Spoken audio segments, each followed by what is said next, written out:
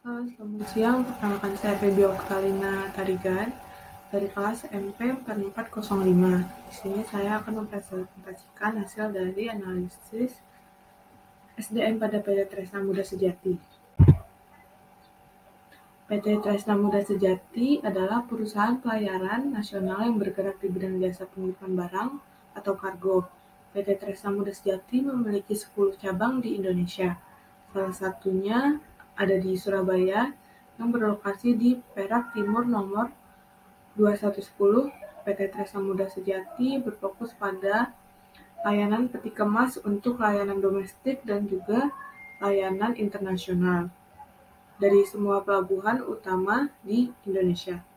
Dalam aktivitasnya, PT Tresna Muda Sejati cabang Surabaya sudah memiliki 101 orang karyawan yang terdiri dari bagian keuangan, operasional, pemasaran, IT, dokumen, dan customer service. Peran yang terlibat dalam kasus ini ada karyawan PT Tresna Muda Sejati dan manajer dari perusahaan tersebut. Permasalahan yang saat ini terjadi di PT Tresna Muda Sejati yaitu tidak semua karyawan memiliki kinerja atau hasil kerja seperti yang diharapkan oleh perusahaan. Indikasinya yaitu adanya keterlambatan penerimaan BL, Bill of Lading, yang disebabkan karyawan. Di bagian dokumen sering salah dalam penulisan data dan lama dalam mengetik dokumen. Selain itu, adanya salah muat barang yang dikarenakan bagian operasional salah menggambar dalam penempatan kontainer di kapal.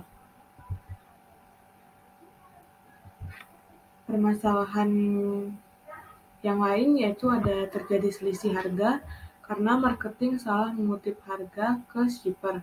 Hal ini disebabkan bagian marketing lupa paid harga dan tidak melihat pedoman harga sebelum memberi harga pada shipper. Selain itu, tidak terpenuhinya target yang diberikan perusahaan karena bagian marketing kurang agresif mencari shipper baru dan juga kurang fasihnya karyawan dalam berbahasa Inggris. Padahal dokumen-dokumen yang ada diharuskan menggunakan bahasa Inggris dan terkadang juga berhubungan dengan shipper asing. Jika permasalahan tersebut terjadi terus-menerus, maka akan tujuan yang diinginkan perusahaan tidak dapat tercapai.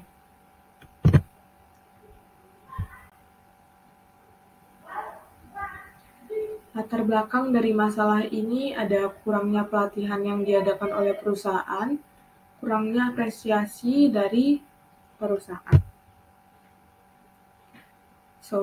Untuk solusi dalam meningkatkan trades bisa dilakukan dengan cara memberikan penghargaan dalam mengontrol diri, dengan cara memberikan bimbingan, konseling yang dapat dilakukan oleh Departemen HRD. Selain itu, dalam mengontrol diri karyawan, perusahaan dapat membuat poin-poin khusus berupa punishment yang dapat dicantumkan dalam peraturan sehingga dapat ditaati oleh semua karyawan perusahaan. Dalam menghadapi stres, perusahaan dapat melakukan aktivitas rutin di luar masalah pekerjaan dengan cara melakukan gathering yang dilakukan secara berkala. Manajer perusahaan atau yang mewakili hendaknya mampu memberikan pelatihan karyawan agar karyawan mempunyai pengalaman yang mampu menunjang pekerjaan. Karyawan memiliki pengetahuan yang memadai atas pekerjaan yang dihadapi, dan karyawan mempunyai informasi yang memadai mengenai sistem dan prosedur kerja yang diberlakukan perusahaan. Pelatihan ini dapat dilakukan oleh manajer perusahaan atau mengundang dari luar perusahaan. Selain itu juga dapat melakukan coaching agar karyawan dapat meningkatkan skill. Coaching dapat dilakukan di perusahaan dengan mengundang coach dari luar perusahaan secara keseluruhan. Secara keseluruhan, karyawan dikategorikan memiliki kompetensi tinggi untuk kategori skills. Sekian presentasi dari saya.